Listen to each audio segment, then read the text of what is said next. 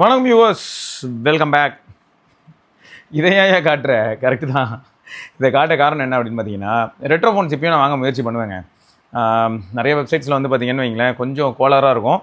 சில சமயங்களில் வந்து எப்படி இருந்திருக்கு அப்படின்னு பார்த்தீங்கன்னா, இத்தனை வருஷம் அனுபவத்தில் நிறைய தடவை வாங்கியிருக்கேன், நிறைய தடவை ஏமாறவும் செஞ்சுருக்கேன். ஸோ அப்படி இருக்கும்போது இப்போ விண்டேஜ் அரீனா அப்படின்னு ஒரு ஷாப் பார்த்தேன். இது வந்து எனக்கு யார் அனுப்புனான்னு பார்த்தீங்கன்னா, என் ஃப்ரெண்டோட தம்பி அனுப்பியிருந்தான். ஏன்னா அவனுக்கு N8 மேலே ஒரு ஆர்வம், N91 மேலே ஒரு ஆர்வம். ஸோ அது வாங்கலாமான்றதுக்காக அந்த வெப்சைட் எனக்கு அனுப்பினேன். நான் உடனே என்ன சொன்னேன்னா, வெயிட் பண்ணுறா, கொஞ்சம் ரிஸ்க்காகவும் இருக்கும், நான் ட்ரை பண்ணுறேன் அப்படின்னு சொல்லிட்டு நான் லிஸ்ட் எடுத்து பார்த்தேன். எனக்கு வந்து 5310 ரொம்ப பிடிக்கும் எக்ஸ்பிரஸ் மியூசிக்கு. அது வந்து ஒரு அற்புதமான device, sleek as well as பக்கா டிவைஸு. 3.5mm jack. ஸோ இப்போ இருக்கிற ஐஎம்ஸ் வித்தவுட் மைக்ரோஃபோன் வேறு அதில் யூஸ் பண்ணலாம். ஸோ வேறு லெவல் டிவைஸ். அது நான் பார்த்தேன், 1799 போட்டிருந்தாங்க. So reasonable price. நான் அந்த மாதிரியான ப்ரைஸ்க்கு வந்து வெளியில் வாங்கியிருக்கேன், சரியா, இதுக்கு முன்னாடி வாங்கியிருக்கேன். ஸோ அதனால் எனக்கு என்ன ஆச்சரியமாக இருந்ததுன்னா, பரவாயில்லையே, ஸோ இப்போயும் 1799 தராங்க அப்படின்னும் போது ஓகே, ஏன் ட்ரை பண்ணக்கூடாது அப்படின்னு சொல்லி நான் ட்ரை பண்ணேன். ஸோ மொத்தம் வந்து ஆர்டர் பிளேஸ் ஆச்சு, எல்லாமே ஓகே. ஸோ ஷிப்பிங் மாதிரியான விஷயங்கள்லேருந்து எல்லாமே பக்காவாக நடந்துச்சு. அதுக்கான அப்டேட்ஸ்லேருந்து எல்லாமே அதெல்லாம் ஓகே. பட் கைக்கு வந்தது என்ன அப்படின்னா, ஒரு யூஸ்டு 105 வந்துச்சு. இது 4th ஜென்ரேஷனா. So 4th edition Nokia 105 dual sim. So இதான் வந்தது. யூஸ்டு ஃபோன் தான். ஆனால் என்ன, ஓகே, ஜென்யூனான ஒரு 105 அப்படின்னு சொல்லலாம். ஸோ ஸ்க்ரீனில் வந்து 2-3 ஸ்க்ராச்சஸ் இருக்குது, டீப்பர் ஸ்க்ராச்சஸ். ஸோ அது கொஞ்சம் கடி. மற்றபடி டிவைஸ் வந்து ஆன் ஆகுது, யூஸும் பண்ண முடியுதுன்னு வச்சுக்கோங்களேன். ஸோ அது வரைக்கும் ஓகே.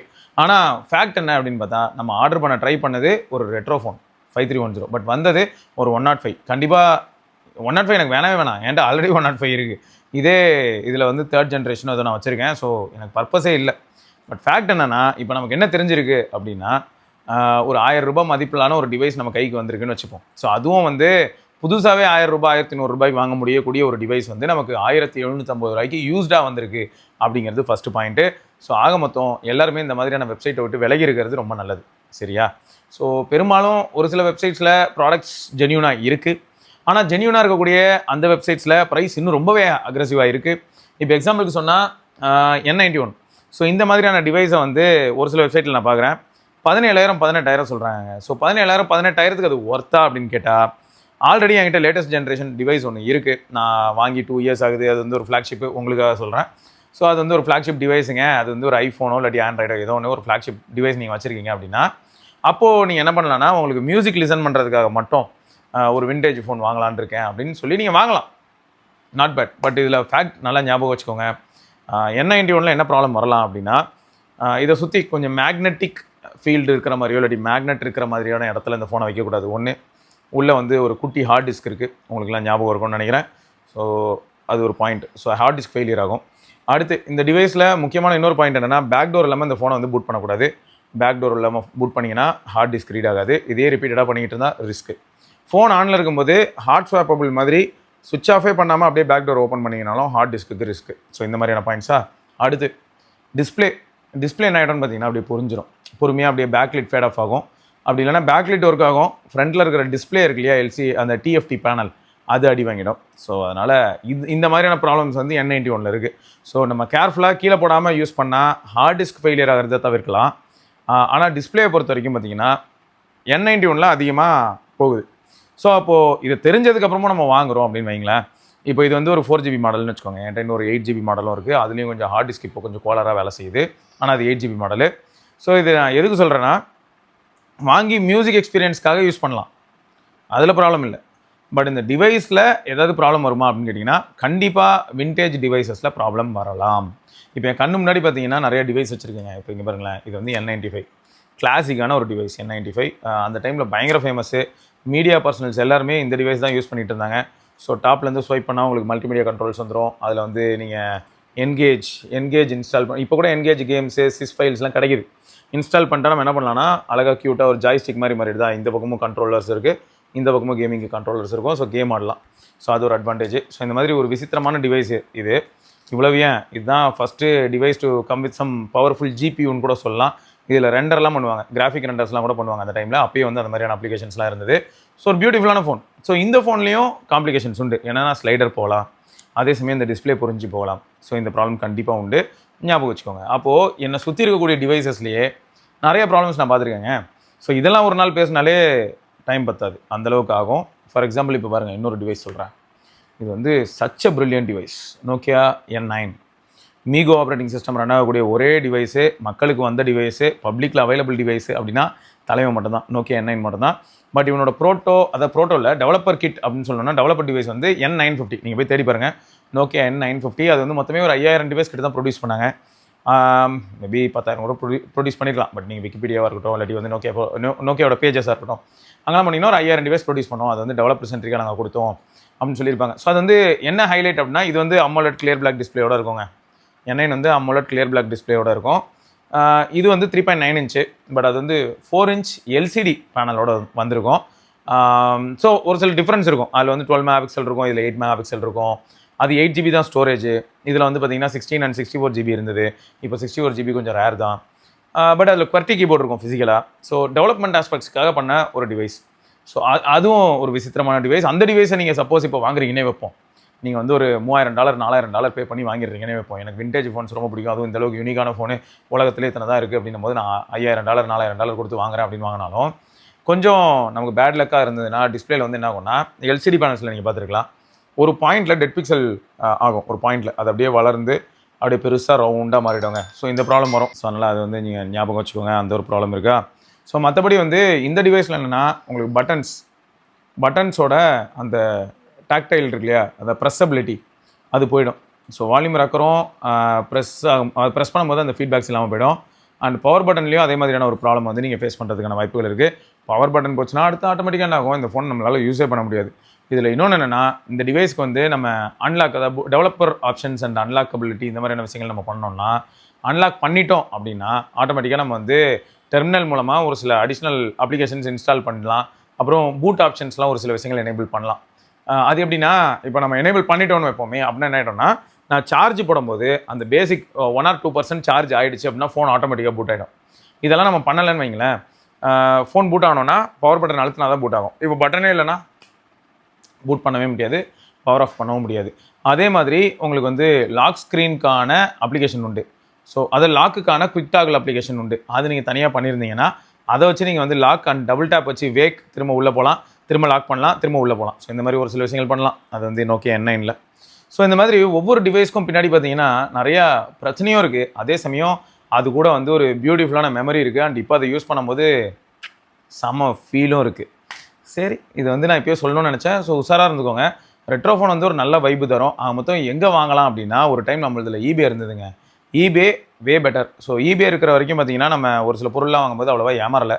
பட் இப்போ வந்து பார்த்தீங்கன்னா eBay இல்லாதனால எங்கே வாங்குறதுனே தெரியல. OLXல ஒரு சில செல்லர்ஸ் ஓகே, ஆனால் சில செல்லர்ஸ் ஏமாற்றுவாங்க. நான் பர்சனலாக வந்து V3i, இதுக்கு முன்னாடி நான் ரெட்ரோஃபோன்ஸ் விற்றுருப்பேன். ஸோ அப்போ வந்து V3i வாங்கினேன். ஒரு 5 பீஸ் வாங்கினேன். 5 பீஸ் வாங்கும்போது அந்த செல்லர் வந்து பார்த்தீங்கன்னா அவ்வளோ ஜென்யூனாக டெல்லியிலேருந்து அவ்வளோ ஜென்யூனாக வீடியோலாம் எடுத்து காமிச்சு, அப்புறம் வந்து பேக் பண்ணுறத வீடியோ எடுத்து, அப்புறம் கொரியர் பண்ணுறத வீடியோ எடுத்து, இவ்வளோ தூரம் எல்லாமே பண்ணிவிட்டு கடைசியில் வந்து பார்த்தீங்கன்னு வைங்களேன், எனக்கு வரும்போது 5 டிவைஸ்க்கு பதில் 3 ஒர்க்கிங் டிவைஸ் 2 நான் ஒர்க்கிங் டிவைஸ் தான் வந்துச்சு. ஆனால் பேக் பண்ணும்போது எல்லாமே ஒர்க் ஆகிற மாதிரி தான் அவங்க வீடியோ எடுத்து அனுப்புவாங்க. நம்ம அதை வந்து ஃபஸ்ட் நம்புவோம். இப்போலாம் வந்து பார்த்தீங்கன்னா அட் யுவர் ஓன் ரிஸ்க் அப்படிங்கிற மாதிரியான ஃபேக்ட் தான் மொத்தம் வந்து நிற்கிது. அது மட்டும் இல்லைங்க, இந்த V3i மாதிரியான ஃபோனில் என்ன சேலஞ்ச் அப்படின்னு பார்த்தீங்கன்னா, மெயினாக சார்ஜருங்க. அதுக்கான ட்ரெடிஷ்னல் சார்ஜர் இருக்கும். அந்த சார்ஜர் போட்டு சார்ஜ் பண்ணால் மட்டும்தான் தலைவன் சார்ஜருவான். மினி USB சார்ஜர் வேறு ஏதாவது நம்ம மார்க்கெட்லலாம் வாங்கினா கூட நமக்கு ஒர்க் ஆகாது. ஸோ அதையும் ஞாபகம் வச்சுக்கோங்க. இந்த மாதிரி நிறையா சேலஞ்சஸ் இருக்குது, ரைட்டா? இவ்வளோ ஏன் இங்கே பாருங்கள், இப்போ சும்மா சார்ஜரில் மாட்டி வச்சுருக்கேன். N900 இதில் தான் வோடஃபோன் சிம் போட்டு யூஸ் பண்ணிகிட்டு இருக்கேன்னு வச்சுக்கோங்க. ஸோ இந்த டிவைஸ் வந்து எப்படிப்பட்ட டிவைஸ் அப்படின்னா, அற்புதமான ஒரு பாக்கெட் கம்ப்யூட்டருங்க. N900 வந்து ஒரு பாக்கெட் கம்ப்யூட்டரு. தலைவன்ட்ட என்ன ப்ராப்ளம் அப்படின்னு பார்த்தீங்கன்னா, டிஸ்பிளே கிராஜுவலாக அந்த TFT LCD வந்து பொறுமையாக அடி வாங்குவான். அப்படியே ஒரு மாதிரி எல்லோ டோனுக்கு போய் அப்படியே போயிடும். சரியா, அது ஒன்று. பட் அது ரொம்ப அக்ரெசிவாக நடக்கலை. ஏன்னா 2010 அந்த டைமில் வந்து ஒரு ஃபோன். பட் இப்போ பாருங்கள் 2026 இன்னும் கூட யூஸ் பண்ண முடியுது. ஸோ நீங்கள் வந்து கேர்ஃபுல்லாக ஹேண்டில் பண்ணிங்கன்னா பரவாயில்ல. ரெசிஸ்ட் டு டச் அப்படிங்கிறனால மேலே வந்து ஒரு பிளாஸ்டிக் லேயர் தான் இருக்கும். ஸோ இதுக்கு மேலே நம்ம ஒரு ப்ரொடெக்டிவ் ஃபிலிம் போடலை அப்படின்னா ஸ்க்ராச்சஸ் ஆகும். அடுத்து என்னென்னா, இந்த ஸ்லைடர் வந்து அந்த ஸ்மூத்னஸை இழக்கும். ஸ்லைடருக்கு பின்னாடி இருக்கக்கூடிய ஸ்ட்ரிப் அடி வாங்கலாம். அண்ட் இந்த கீபேட் மேலே நான் பாருங்களேன், நான் வந்து செலோ டேப் வச்சு செலோ டேப் போட்டு வச்சுருக்கேன். ஸோ இந்த மாதிரி டேப் ஏதாவது ஒட்ட வேண்டிய ஒரு நிலைமைக்கு தள்ளப்படுவோங்க. ஏன்னு பார்த்தா பட்டன் சொன்னோன்னா உதுறோங்க. ஸோ இந்த மாதிரி நிறைய சேலஞ்சஸ் இருக்குது. நான் N900க்கு மட்டுமே பார்த்தீங்கன்னா இப்போ இந்த பட்டன் செட்டெல்லாம் வேறு தனியாக நான் வாங்கி வச்சுருக்கேன்.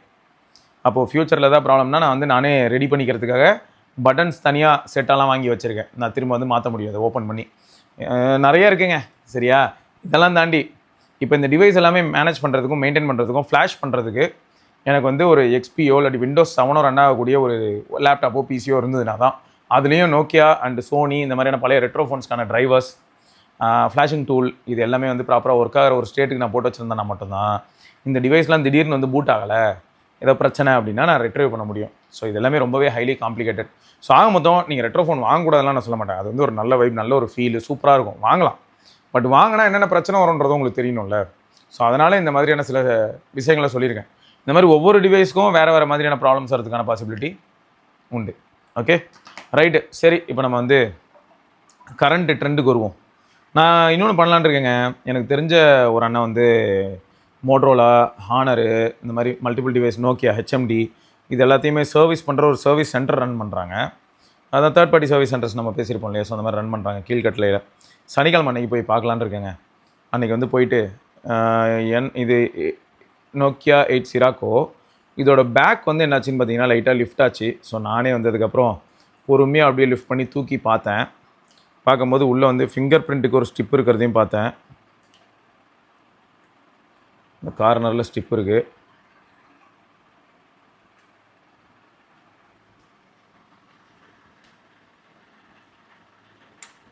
இங்கே பாருங்க, தெரியுதா? ஸோ இதெல்லாம் வந்து நம்ம நாமளாக வந்து உள்ளே ஏதாவது ஒரு கம்பி கிம்பியை விட்டு நம்பி எடுக்கிறேன் ப்ரோ அப்படின்னு பண்ணால் என்ன ஆகும்? இந்த ஸ்ட்ரிப்பை கட் பண்ணிட்டோன்னா ஃபிங்கர் பிரிண்ட் வேலை செய்யாது. ஸோ இந்த மாதிரி நிறைய கோளாறான விஷயங்கள்லாம் ஃபோன்ஸில் உண்டு. அதனால் ரொம்ப கேர்ஃபுல்லாக டீல் பண்ணணும். ஸோ இதில் பேக்கை வந்து பேஸ்ட் பண்ணுறதுக்காக அந்த அண்ணனை விசிட் பண்ணுறேன்னு சொல்லியிருக்கேன். பார்ப்போம், அங்கே போயிட்டு நான் வேறு ஏதாவது டேட்டாஸ்லாம் கிடைக்குதான்னு பார்க்குறேன். சரியா? கிடச்சதுன்னா உங்ககிட்ட நான் அதையும் ஷேர் பண்ணுறேன். எனக்கு வந்து பர்சனலாக ரொம்ப டச்சிங்கான ஒரு ஃபோனுங்க சிராக்கோ. இப்போ வந்து அவுடேட்டட் தான். பட் இப்போயும் இதை வந்து சப்போஸ் ப்ரைமரி டிவைஸாக யூஸ் பண்ண முடியுமா ப்ரோ அப்படின்னு கேட்டிங்கன்னா கண்டிப்பாக முடியும். ஆர்வமாக இருக்குது. ஏன்னா இந்த ஃபோனை நான் அதிகமாக ப்ரைமரி டிவைஸாக யூஸ் பண்ணும்போது ஐஎம்ஸ்லாம் நான் யூஸ் பண்ணதில்லை. சரியா? ஐஎம்ஐ இப்போ தான் ஃபெமிலியர் ஆகிருக்கு. நான் இந்த ஃபோனை யூஸ் பண்ணும்போது அப்போ பார்த்துக்கோங்களேன், ஒருங்க தலைவனை வந்து என்ன பண்ணுறான்னு பார்க்குறேன். ஹிதிஸோட ST2 Pro அதுதான் இப்போ கனெக்ட் பண்ணியிருக்கேன். அதில் டைப் சி ஆடியோ எப்படி வருதுன்னு பார்ப்போம். வால்யூம் லெவல்ஸ் எந்த அளவுக்கு புஷ் ஆகுது. ஏன்னா மாடர்ன் ஃபோன்ஸில் நான் லிசன் பண்ணியிருக்கேன். பட் சிராக்கோவில் இது வரைக்கும் லிசன் பண்ணதே இல்லை, தான் ஃபஸ்ட் டைம். அன்லாக் ஆகுங்க, யூடியூப் மியூசிக் ஓப்பன் ஆகுங்க. செட்டிங்ஸில் போய் ஃபஸ்ட்டு ஒரு சில விஷயங்களை பார்த்துருவோம். Tap settings, data saving always high, ya fine, nice, okay. இந்த புது ஃபீச்சர் வேறு நல்லா இருக்குங்க. இது வந்து ரொம்ப லவுடாக இருக்கே, வால்யூம் பாருங்களேன், இந்த அளவுக்கு வச்சுருக்கேன். இதுவே செம்ம லவுடாக இருக்குது. அப்பா இந்த வால்யூம் ஓகே, அவ்வளோ லவுடாக இருக்குங்க. ஓகே, யூடியூப் மியூசிக் ஆப்பில் இந்த ஆப்ஷன் வந்திருக்குங்க. உங்கள் ஆப்லேயும் ஒர்க் ஆகுதான்னு பார்த்து சொல்லுங்கள். நம்ம மக்களில் ஒரு சிலர் இதில் ட்ரை பண்ணி பார்த்தா அவங்களுக்கு வரல. மேபி பீட்டா ஆப்புங்கிறனால எனக்கு வந்திருக்கா என்னன்னு தெரில. நீங்கள் செக் பண்ணி பார்த்துட்டு சொல்லுங்கள். பட் நல்லா இருக்குங்க. இதில் ஏதாவது ஆப்ஷன்ஸ் இருக்கான்னு பார்த்துக்கிறேன். சவுண்டுக்கு பெருசாக ஆப்ஷன்ஸ் எதுவும் இல்லை. யூடியூப் மியூசிக்கில் டிஃபால்ட்டாக ஒரு மொக்க ஈக்குவலைசர் ஒன்று இருக்கும். அது எப்படி வேலை செய்யுதுன்னு பார்க்கட்டா? ப்ளேபேக்கு, ஈக்குவலைசரு, இது ஒரு மொக்க ஈக்குவலைசருங்க, ஸ்டாக் ஆண்ட்ராய்டு ஈக்குவலைசரு.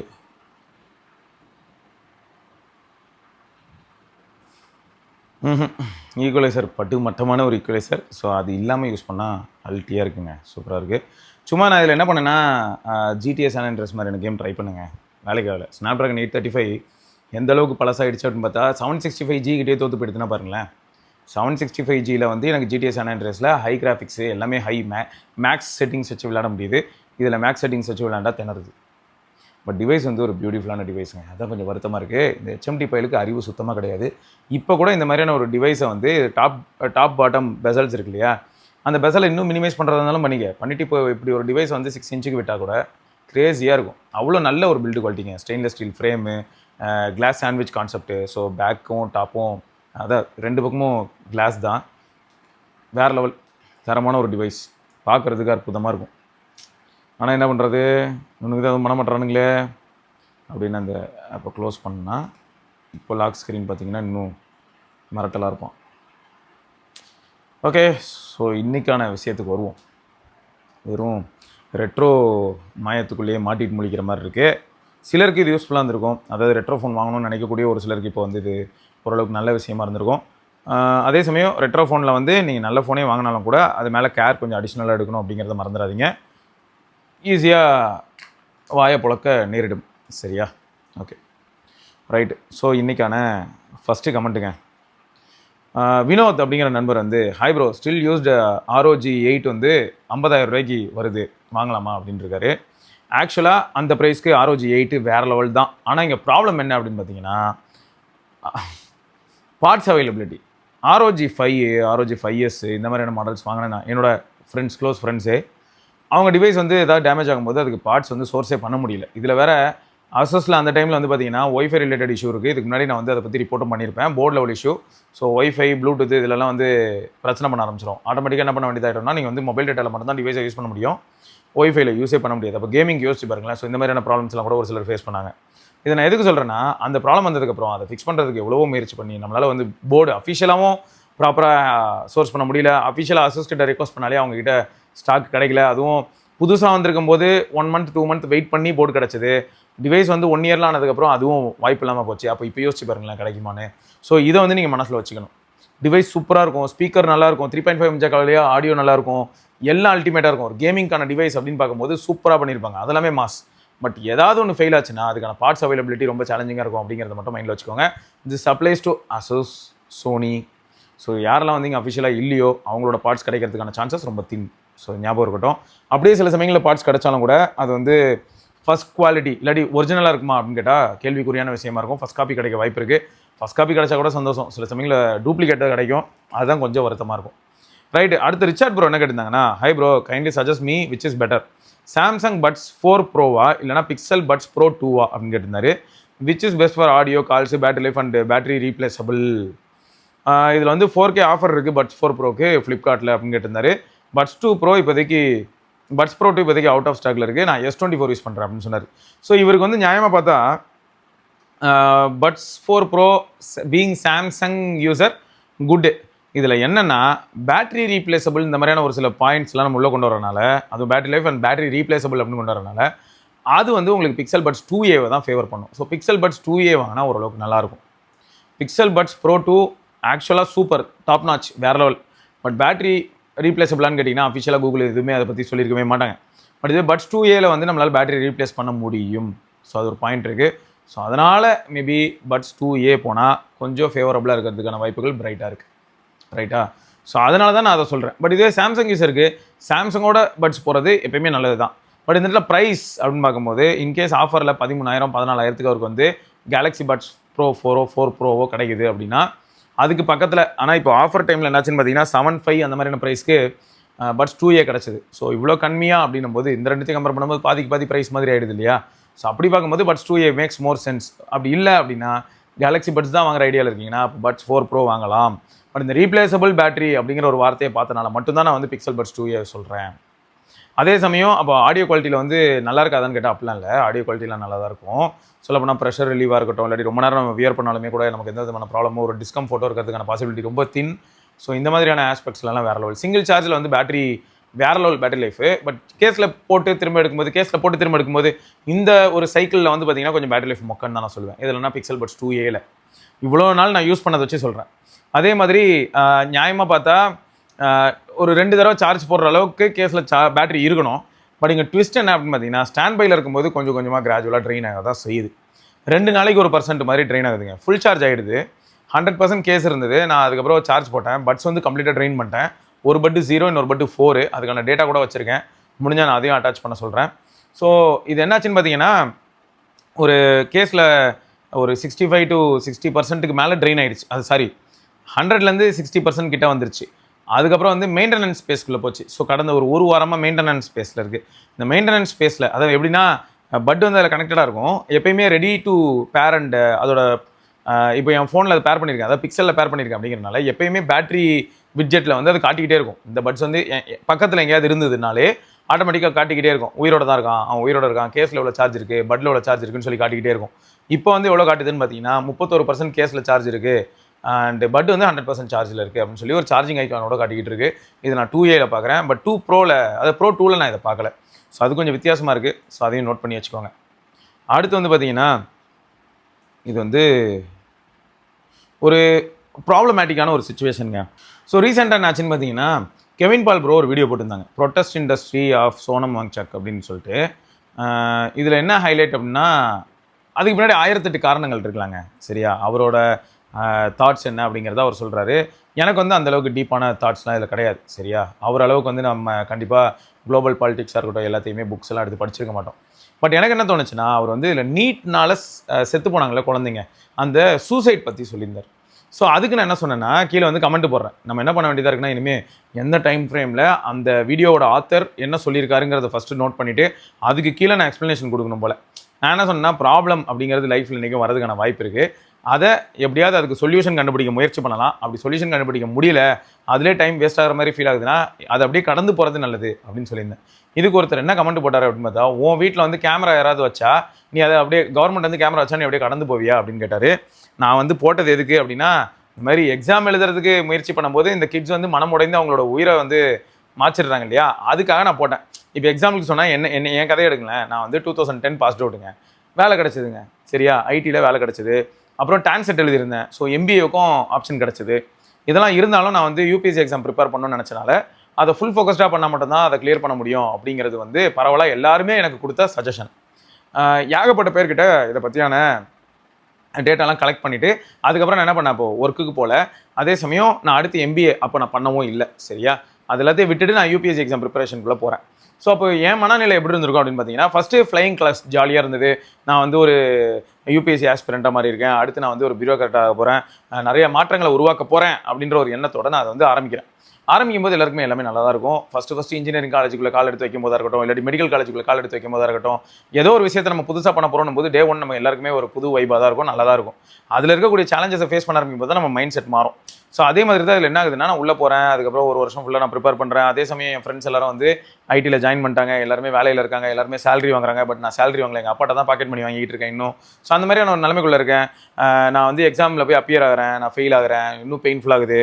என்னடா இது, ஒரு ப்ரிலிம்ஸை நம்மளால் கிளியர் பண்ண முடியல, இந்த அளவுக்கு தான் நம்ம இருக்கோமா அப்படின்னு சொல்லிட்டு இன்னும் ப்ரிப்பேர் பண்ணுறேன். என்னோட ஸ்ட்ராட்டஜியை மாற்றுறேன். ஸோ நிறைய விஷயங்கள் பண்ணுறேன், ஃப்ரெண்ட்ஸோட சேர்ந்து படிக்கிறேன். அதாவது அங்கே எனக்கு புதுசாக ஃப்ரெண்ட்ஸ் கிடச்சிருப்பாங்க இல்லையா, யூபிஎஸ்சி ஆஸ்பிரண்ட்ஸ் அப்படின்னும் போது அந்த கேங்கோட சேர்ந்து படிக்கிறேன். அப்புறம் எங்களுக்குள்ளே நாங்கள் என்ன பண்ணுறோம்னா, யார் பாலிட்டியில் கொஞ்சம் பெட்டரோ அவங்க பாலிட்டியை பற்றி அவங்களுக்கு அது ரொம்ப பிடிச்சிருக்கு அப்படின்னும் போது அந்த கான்செப்ட்டை நமக்கு எக்ஸ்பிளைன் பண்ணுறாங்க. நான் என்ன பண்ணுறேன், ஜாகிரஃபி, ஹிஸ்ட்ரி இதெல்லாம் நான் எக்ஸ்பிளைன் பண்ணுறேன். ஸோ ஒவ்வொருத்தரோட ஏரியா ஆஃப் இன்ட்ரெஸ்ட்டை பொறுத்து அதை எடுத்து நம்ம எக்ஸ்பிளைன் பண்ணுறோம். ஸோ ஒவ்வொருத்தரும் மியூச்சுவலாக வந்து எல்லாருக்கும் பெனிஃபிட் அமையட்டுமே அப்படின்னு சொல்லி நம்ம அதெல்லாம் பண்ணுறோம்.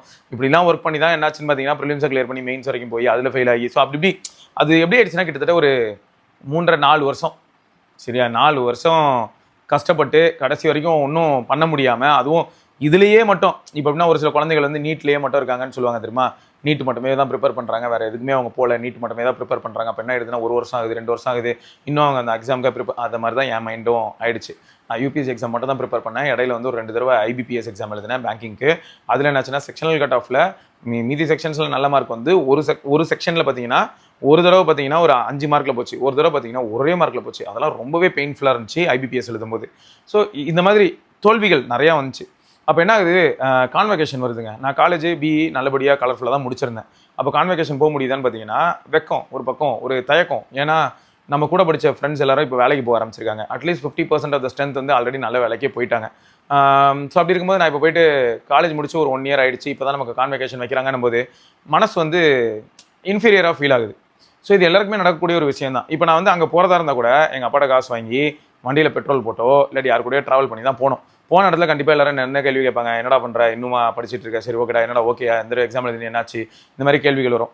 இதில் அடுத்து என்னன்னா, இதுவாது ஃபஸ்ட்டு ஒரு வருஷம் 1.5 வருஷத்தில், அடுத்து 2 வருஷம் 3 வருஷம்லாம் ஆகும்போது எந்த அளவுக்கு பெயின்ஃபுல்லாக இருக்கும்னா, வீட்டுக்கு வரக்கூடிய ரிலேட்டிவ்ஸ்லேருந்து எல்லாருமே நம்மளை கேள்வி கேட்பாங்க, என்னடா இன்னும் சும்மா தான் இருக்கியா, கிளியர் பண்ணலையா, ஒருவேளை இது எப்படிலாம் அவங்க பார்ப்பாங்கன்னா, கொஸ்டின் பேப்பர் கஷ்டமாக இருந்திருக்கலாம், ஏற்பட்ட சேலஞ்சஸ் இருந்திருக்கலாம். நான் அப்பியர் ஆகும்போது பார்த்தீங்கன்னா, ஃபஸ்ட் டைம் வந்து 1000 வேகன்சிஸ் கிட்ட இருந்தது. மொத்த அப்ளிகேஷன் வந்து 13 lakhs நம்ம சம்திங் இருந்தது. ஸோ இந்த மாதிரி தான் ஒவ்வொரு வருஷமும் பார்த்தீங்கன்னா அப்ளிகேஷன்ஸோட நம்பர் இன்க்ரீஸ் ஆகிட்டே போகுது. அது அப்ளிகன்ஸ் எவ்வளோ பேர் அப்ளை பண்ணுறாங்க அப்படின்னு பார்த்தா அதெல்லாம் இன்க்ரீஸ் ஆகுது. சில சமயங்களில் வந்து நம்பர் ஆஃப் வேகன்சிஸ் கம்மியாகுது. 1000 இருக்குது, திடீர்னு பார்த்தா 800 ஆகுது, 750 ஆகுது, இந்த மாதிரிலாம் மாறுதுன்னு வச்சுக்கோங்களேன்.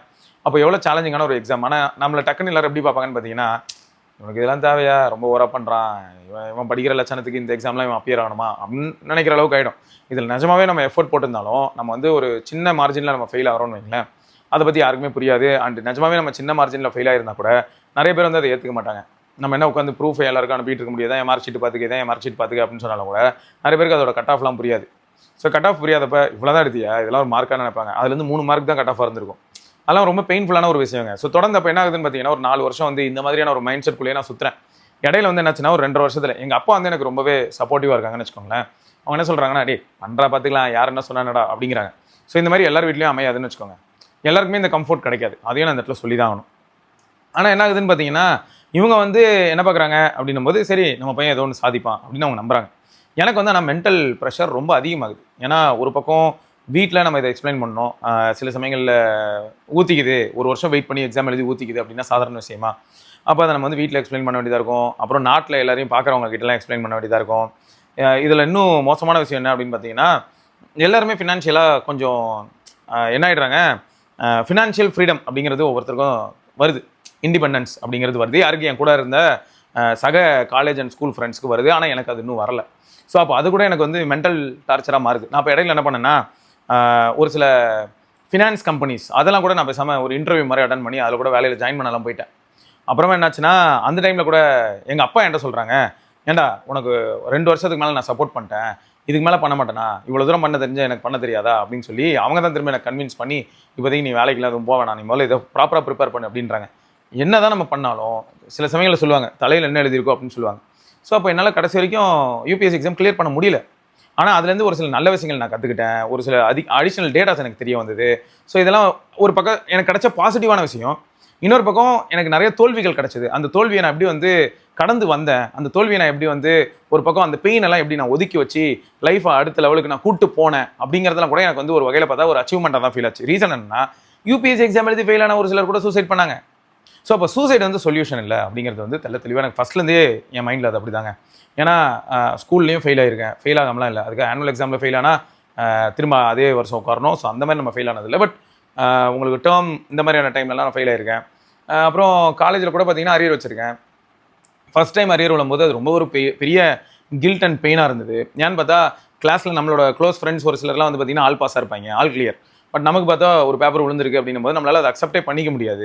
சொல்ல போனால் சில சமயங்கள் எந்த மாதிரி இருக்கும்னு பார்த்தீங்கன்னா, நம்ம சொல்லிக் கொடுத்த ஒரு பையன் பாஸ் ஆயிருப்பான், பட் நம்ம வந்து பார்த்தீங்கன்னா ஃபெயில் ஆயிருப்போம். ஸோ இதெல்லாம் வந்து கொஞ்சம் பெயின்ஃபுல்லான ஒரு விஷயம்னு வச்சுக்கோங்களேன். இதெல்லாம் கடந்தாங்க வந்தோம். அப்போது இந்த மாதிரி எல்லா ஸ்டேஜஸ்லையுமே ஏதோ ஒரு ஃபெயிலியரை பார்த்து வரும்போது அந்த ஃபெயிலியர் எல்லாம் நம்ம கடந்து தான் வந்திருக்கோம். ஸோ அப்போ ஆட்டோமேட்டிக்காக என்ன ஆகுதுன்னா, இந்த மாதிரி ஏகப்பட்ட தோல்விகளை பார்க்கும்போது தோல்விகள் எல்லாமே ஸ்டெப்பிங் ஸ்டோன்ஸ் ஃபார் சக்ஸஸ் அப்படின்னு சொல்லி எடுத்துக்கோ அப்படிங்கிறத நம்ம நிறைய இடத்துல பார்த்துருக்கலாம். பட் ஒரு தடவை அந்த கல் ஸ்டெப்பிங் ஸ்டோனாக நம்ம எடுத்து வைக்கும் போது, அந்த தோல்வியெல்லாம் எடுத்து அடுக்கும்போது ஈஸியாக இருக்கும்னு நினைக்கிறீங்களா? கண்டிப்பாக கஷ்டமாக தான் இருக்கும். பட் அதுக்காக வந்து உயிரை விட்டுறது வந்து ஒரு ஈஸி சொல்யூஷனான்னு கேட்டால் எனக்கு வந்து சத்தியமாக அதை அக்செப்டே பண்ணிக்க முடியலங்க. எவ்வளவோ டைம் வந்து எவ்வளவோ இடத்துல நான் சீரியஸாக நிறைய ஃபெயிலியர்ஸ் பார்த்துருக்கேன். அதே சமயம் நான் ஒரு ஆவரேஜ் கை தான். நான் இப்பயும் சொல்கிறேன், ஐம் ஆவரேஜ் கை. நான் வந்து ரொம்ப அப்படியே excellent are very good or outstanding அப்படிலாம் நான் சொல்ல மாட்டேன். ஒரு ஆவரேஜ் கை தான். ஸோ எங்கேயுமே நான் வந்து பார்த்தீங்கன்னா எல்லா இடத்துலையுமே இப்போ 100க்கு ஒரு எக்ஸாம் அப்படின்னா நான் எங்கேயுமே வந்து 99 ஆர் 100% நான் ஸ்கோர் பண்ணது கிடையாது. ஸோ எப்பயுமே வந்து ஒரு ஆவரேஜ் டு டிஸ்டிங்ஷன் லெவலுக்கு நம்ம போயிருக்கலாமே தவிர டு த பீக் அதை தாண்டிலாம் போனது கிடையாது. ஸோ இதான் ப்ராக்டிக்கலாக இப்படி தான் இருந்திருக்கு. ஸோ அப்போ ஆட்டோமேட்டிக்காக என்னது, இதே வீடியோவில் அந்த கமெண்ட் கீழே ஒருத்தர் வந்து சொல்கிறாரு, இந்த குழந்தைங்கள்லாம் வந்து எவ்வளோ ட்ரீமோட வந்து இந்த நீட் எக்ஸாம் எழுதுறாங்க, அப்போது அவங்களோட உயிர் தியாகம் வந்து சாதாரண விஷயமா, அப்போ சூசைட் பண்ணுறது வந்து நீங்கள் சாதாரணமாக நினைக்கிறீங்களா, நீங்கள் என்னடா கடந்து அப்படியே விட்டுட்டு கடந்து போன்னு சொல்கிறீங்க அப்படின்னு சொல்லியிருந்தார். நான் இப்பயும் அதே தாங்க சொல்கிறேன். ஒரு விஷயத்தில் நம்ம முட்டலாம், மோதலாம், அதை வந்து நம்ம சாதிக்க முயற்சி பண்ணலாம். ஒரு லிமிட்டுக்கு மேலே முடியல, ப்ராக்டிக்கலாக இதுக்கப்புறமா வந்து நான் அதே நீங்கள் கடைசி வரைக்கும் சாகிற வரைக்கும் கூட ட்ரை பண்ணலாம், தப்பு இல்லை. பட் நமக்குன்னு ஒரு சில கமிட்மெண்ட்ஸ் இருக்கும். நம்ம அடுத்து வந்து வேறு ஏதாவது ஒரு சில வேலைகள் பார்க்க வேண்டியதாக இருக்கும். நம்மளுக்கு இவ்வளோ நாளாக சப்போர்ட் பண்ண ஒரு சிலரால் சப்போர்ட் பண்ண முடியாத ஒரு நிலைமை ஏற்படலாம். ஸோ அதுக்கு என்ன ரெமிடி, அதுக்கு என்ன ஆன்சர்? ஆனால் ஒன்று நல்லா யோசிச்சு பாருங்க, 2010 நாங்கள் வந்து காலேஜ் முடிக்கும் போது எங்களுக்கு இருந்த எக்ஸ்போஷரோட இப்போ இருக்கிற பசங்களுக்கு வந்து நீங்கள் காலேஜ் போகும்போதே வந்து நீங்கள் பார்ட் டைம் ஃப்ரீலான்சிங் ஒர்க்லாம் பண்ண முடியுது. அதுக்கெலாம் இப்போ பாசிபிலிட்டியே கிடையாது, ரொம்ப ரேர். ஒரு சிலர் தான் வந்து பார்த்தீங்கன்னா ரொம்பவே பிரில்லியண்ட்டாக இருந்தால், ப்ளஸ் அவங்க வீட்டில் வந்து கொஞ்சம் ஃப்ரீடம் இருந்ததுன்னா வெளியில் போய் டியூஷன்லாம் எடுப்பாங்க. அது எல்லாராலையும் பண்ண முடியாது. நிறைய பேர் வீட்டில் எப்படி இருக்கணும், மூடிட்டு நீ சொன்ன வேலையை மட்டும் பாரு அப்படின்னு சொல்லிட்டு போயிட்டே இருப்பாங்க. பட் இப்போ அப்படி கிடையாது. இப்போ வந்து பார்த்தீங்கன்னா பேரண்ட்ஸ்க்கும் ஓரளவுக்கு தெரியுது, பசங்களோட எக்ஸ்போஷர் வந்து அதிகமாகிற பட்சத்தில் அவங்க வந்து நிறைய பேருக்கு டியூஷன்லாம் எடுத்தாங்கன்னா கூட இன்னும் கொஞ்சம் அவங்க நிறைய கற்றுக்குறாங்க, ஒரு டிசிப்ளின்குள்ளே இருக்காங்க, அவங்களுக்குன்னு ஒரு டைம் வச்சுக்கிறாங்க. ஸோ ஒரு நல்ல ஸ்கெடியூல் வச்சிருந்தாலே நல்ல பழக்க வழக்கம் வரும். ஸோ அதனால் ஓகே அப்படின்னு பார்க்குற அளவுக்கு வந்து மாறி இருக்குது இந்த 16 வருஷத்தில். ஸோ அதெல்லாம் நம்ம இந்த இடத்துல யோசிக்க வேண்டியதாக இருக்குது. ஸோ ஸ்கோப் அப்படின்னு பார்க்கும்போது நான் ஒரு பிரைமரி ஃபோக்கஸில் ஒரு விஷயம் பண்ணுறேன் அப்படின்னா செகண்டரியாக ஒரு சில விஷயங்களை இன்றைக்கி பண்ண முடியுது, பட் அன்றைக்கி அந்தளவுக்கு பண்ண முடியாது. ஸோ அப்போ அதெல்லாம் ஏன் பண்ணலை அப்படின்னு தான் நான் கேள்வியாக கேட்பேன். ஸோ நேராக போயிட்டு தூக்கில் தூங்கிட்டா எல்லாமே முடிஞ்சுதா? அப்போ இவ்வளோ நாளாக வளர்த்த அந்த பேரண்ட்ஸ்க்கு என்ன பெனிஃபிட்டு? பேரண்ட் வந்து இப்போ பெனிஃபிட் பார்த்து வளர்க்குறாங்க அப்படின்னு நீங்கள் சொல்கிறீங்களா ப்ரோ அப்படின்னு கேட்டிங்கன்னா, ஏன் ப்ரோ எந்த பெனிஃபிட்டும் இல்லாமல் என் ப்ரோ பேரண்ட்ஸ் வளர்ப்பாங்க? பேரண்ட்ஸ் வந்து அந்த குழந்தைக்கு பேரண்ட் வந்து ஒரு பெனிஃபிட்டாக அமைகிறாங்க. சின்ன வயசுலேருந்து வளர்ற வரைக்கும் தானாக நிறைய டிசிஷன் எடுக்கிற வரைக்கும் பெனிஃபிட் யாருன்னு பார்த்தா பேரண்ட்ஸ் தான். அவங்க தானே அவங்களுக்கு ஃபுல் சப்போர்ட், சோல் சப்போர்ட். யார்? அப்பா தான் ஹீரோ, அம்மா தான் ஹீரோயின். அப்படி தான் வாழ்க்கை போயிட்டு இருக்கு. அப்படி இருக்கும்போது அந்த அப்பா அம்மாவுக்கு யாருங்க ஹீரோ? அவங்களோட அப்பா அம்மா இருந்த காலம்லாம் கரெக்டுங்க. அவங்க குழந்தையா இருக்கும்போது அவங்க அப்பா அம்மா ஹீரோவை பார்த்துருப்பாங்க. பட் இப்போ அவங்க யாரை ஹீரோவை பார்ப்பாங்க? உங்களை தான் பார்ப்பாங்க. நீங்கள் பாட்டுக்கு செத்துருக்கீங்கன்னா ஓகேயா? ஸோ எனக்கு அதுதான் தோணுச்சுங்க. அப்போது ஒரு ட்ரீம் வச்சிருந்தா ட்ரீமை வந்து அச்சீவ் பண்ணுறதுக்கு என்ன பண்ணணும்? அதுக்கு நம்ம ஒர்க் பண்ணணும். முடியலையா? நம்ம வேற என்ன பண்ணுறது? ஏன் ஆப்ஷன் வேறு எதுவுமே இல்லையா? டக்குன்னு நம்ம சாகிறது தான் ஒரு சொல்யூஷனா அப்படிங்கிறது தான் என்னோட கேள்வி இந்த இடத்துல. ஸோ இது எல்லா கிட்ஸுக்கும் நான் கேட்கணும். ஏன்னா அன்னைக்கு இருந்த டொமைன்ஸ் அண்ட் ஆப்ஷன்ஸ் பாசிபிலிட்டிஸை விட இன்னைக்கு அதிகமாக இருக்குது. அப்புறம் ஏன் சாகணும்? வேறு ஏதாவது துறையில் கூட நீங்கள் சாதிக்கலாம். ஏங்க நீட் எக்ஸாமை கிளியர் பண்ணுற அளவுக்கு, பார்டரில் போய் ஃபெயில் ஆகிற அளவுக்கு ஆல்ரெடி அவ்வளோ டேட்டா படிக்க தெரிஞ்சவங்களுக்கு அதை விட ஒரு படி கீழே இருக்கக்கூடிய ஒரு சில எக்ஸாம்ஸ் எல்லாம் கிளியர் பண்ண முடியாமல் போகுமா? வேறு ஏதாவது ஒரு சில எக்ஸாம்ஸ்க்கு நீங்கள் அப்பியர் ஆகலாம், அதில் நீங்கள் கிளியர் பண்ணலாம். ஆனால் இதில் ஒரு நல்ல கேள்வி ஒன்று இருக்குங்க. அதை நல்லா யோசிச்சு பாருங்களேன். இன்றைக்கி நீட் எக்ஸாமுக்கு ப்ரிப்பேர் பண்ணும்போது இருக்கக்கூடிய சிலபஸே நமக்கு வந்து இவ்வளோ தலைவலியாக இருக்கும்போது, நாளைக்கு ஒரு நல்ல ரெப்யூட்டட் டாக்டராக மாறும்போது, அதுவும் நம்ம 5 வருஷம் மெயின் கோர்ஸ் முடிச்சு அதுக்கப்புறம் வந்து எம்டி மாதிரி ஏதாவது ஒன்று பண்ணி மாஸ்டர்ஸ் பண்ணிட்டு அப்புறம் பிஹெச்டிலாம் பண்ணால் தான் ரெகக்னிஷன் கிடைக்குதுங்கிற மாதிரியான ஒரு சில நிலைமைகளையும் என்னால் பார்க்க முடியுது. என்னை சுற்றி இருக்கக்கூடிய டாக்டர்ஸ் நான் பார்க்குறேன். அந்தளவுக்கு சேலஞ்சஸ் இருக்குது. ஸோ அப்போது இவ்வளோ விஷயங்களை படித்து அதுக்கப்புறம் வந்து அக்யூரசி இம்ப்ரூவ் ஆகணும். இப்போ 100 ஆப்ரேஷன் பண்ணால் அதில் ஒரு ஆப்ரேஷன் ஃபெயிலியர்னாலே அது ஒரு கருப்பு புள்ளியால் இருக்குது. அப்போ அந்த 1% பாசிபிலிட்டி இருக்கா ப்ரோ? அந்த ஆப்ரேஷன் ஃபெயில் ஆச்சுன்னா செத்து போயிடுவாங்களா அப்படின்னு கேட்கக்கூடிய கேள்வி இருக்கு இல்லையா? ஏன்னா இது அந்த மாதிரியான ஒரு துறை இல்லை. அப்போ இந்த இடத்துல நம்ம உள்ளே வரும்போது பொட்டன்ஷியலி நம்ம வந்து ரொம்பவே மென்டலாக எல்லா இடத்துலையுமே நம்ம ரொம்ப பவர்ஃபுல்லாக இருக்கிறதுக்கான தேவை இருக்குது.